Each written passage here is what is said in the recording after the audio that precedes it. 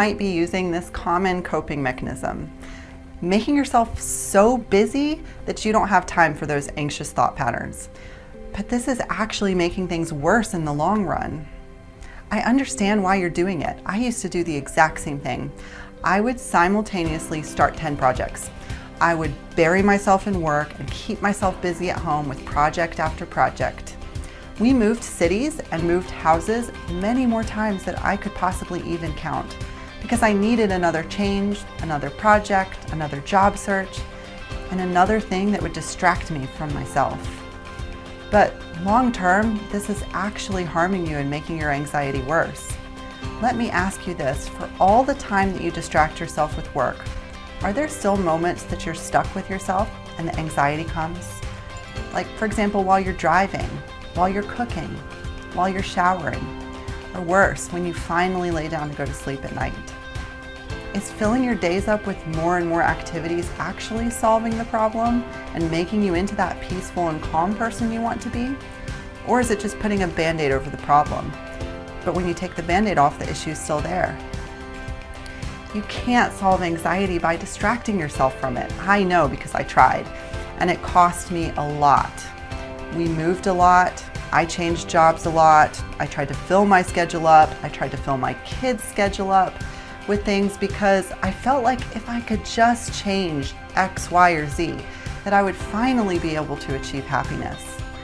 I thought that my happiness was dependent on the external things within my life, instead of an internal state of being, as it truly is. The truth is that anxiety is caused by patterns that developed inside your brain. Mostly thought patterns, but also behavior patterns that increase anxiety. The thought patterns that develop in your brain create an endless loop of anxiety-inducing thoughts. Sometimes it shows up as worrying about everything that may or may not happen. Other times it shows up as becoming obsessed with something and not being able to think of anything else except that one thing. While it doesn't feel as bad as worry, it still interferes with your life as it did with mine. These thought loops are patterns that form just like water running down a mountain forms a river. They're like a song that you can't get out of your head no matter how hard you try. And you're trying to distract your brain with your to-do list instead of training it to sing a different song, or forming a dam in the river and allowing the river to flow in a different direction. That's why thoughts is the third pillar in the NetBee system to improve anxiety. You can't make your thoughts go away by distracting yourself from them.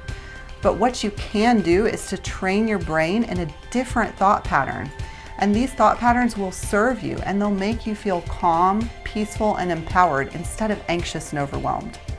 It's important to train yourself how to reframe your thoughts from the anxiety-inducing ones to the ones that are uplifting and empowering and calming.